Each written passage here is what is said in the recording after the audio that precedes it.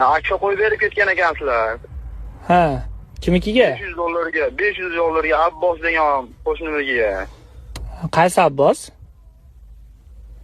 Qora Abbos bor-ku. Ha, bo'ldi. Nima bo'pti aka?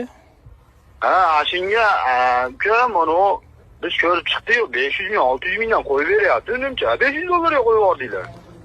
Aka, u Akfa bilan ko'chada sotayotgan romlarning farqi bor aka. Eshiklarni balkondan qildik, derazasini Akfa Plus originaldan qildik aka. U bozordagi bilan farqladi. Hammasi bir xil. Yo'q, nima bir xil aka, bir xil. Plastikmi, boshqasimi, hammasi bir xil. Biz ko'rdik. Aka, nima ish qilasiz? Menmi? Ha.